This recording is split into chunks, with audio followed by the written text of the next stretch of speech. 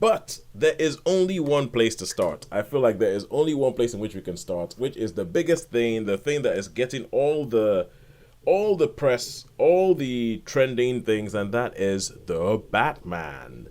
This is yet another Batman movie.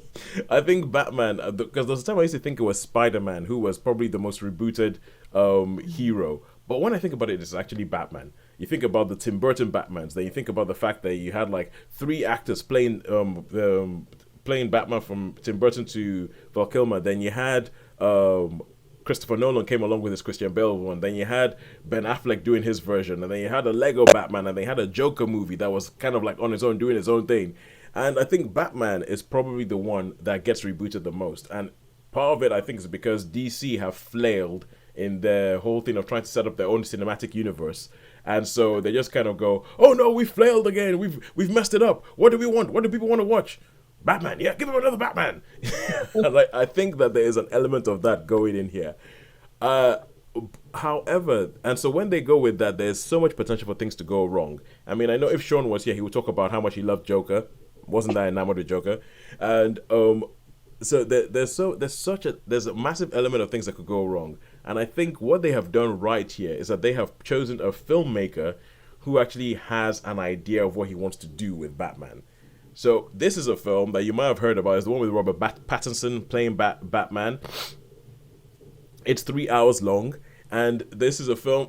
Yeah, it is. It is three That's hours my long. I think we have to go with the headlines. We have to go with the headlines about this film. It is 3 hours long. This is the film where it has Batman in only his second year of being Batman. So it's quite a young Bruce Wayne. He's still sort of like figuring out stuff in Gotham and all that. And but this is quite frankly, it's a detective story. So when you think about things like like maybe Heat, or when you think about like one of the David Fincher movies, this is a detective story, and they put an emphasis on Batman doing a lot of figuring out, because the bad guy in this is the Riddler. And you have the Riddler, and the Riddler's doing all these things. He's committing all these murders around Gotham of the rich and of the rich and powerful. Rich and powerful, in his words, corrupt. And he's like, yeah, we're gonna. But he leaves all these clues, and he tends to address them to the Batman. And Batman has to figure them out, to figure out what's going on, figure out who the Riddler is, figure out who's going to come up next. And they do a lot of that in this film. And even though this film is 3 hours, but the first hour flies by. Like this film kicks off, and within 5 minutes, I was like, "Oh, okay, this is different. Okay, this Batman might actually have a reason to exist. This Batman might actually have a point of being here, and not just a rehash of the old stuff." And this film very deliberately refuses to rehash some old stuff. Like, for instance, I think one of the most filmed scenes in all of cinematic history is Batman's parents being killed. I would very happily never watch a scene of Batman's parents being killed again. It happens over and they keep showing it again. I'm like, why do it? And this film goes, no, we're not going to show that, and doesn't show you that. And for that not showing Batman's parents being killed probably gets this film a star on its on its own, as far as I'm concerned. But I think there are a whole bunch of things like Robert Pattinson. This film is really about Batman. Bruce Wayne is hardly in the film. It's all about Batman, and he spends most of the film in the suit, spends most of the film being Batman, and he is a very good Batman. It's like no, yeah, it is weird. You that's get the not what we were expecting to hear. no, he, and especially, I mean, in the suit, he is such a good Batman, and this is very realistic. Gotham is very grimy. It's very like people used to worry about the Riddler, and people used to say that like something like the character like the Riddler is too ridiculous. A guy who walks around telling you riddles with a question mark on his outfit. People say it's too stupid. It can't really work. And this film found a way to make him work. He's kind of like a bit of a social.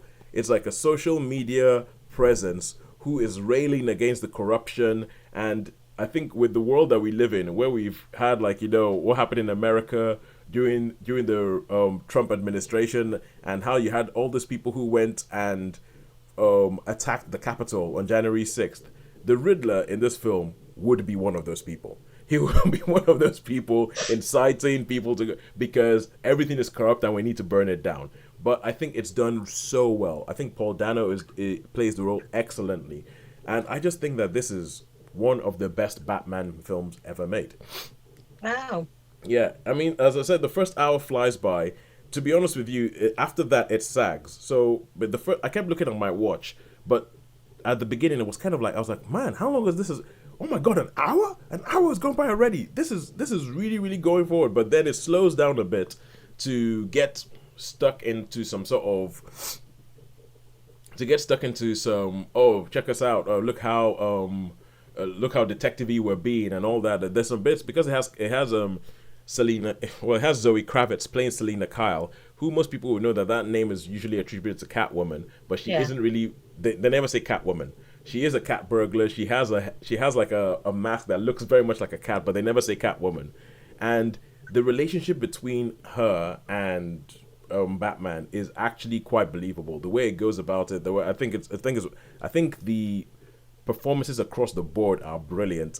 Colin Farrell plays the Penguin, but he plays the like you would be so hard pressed to know it's Colin Farrell because he's under so much prosthetics, and he still gives a really good performance even with all that on.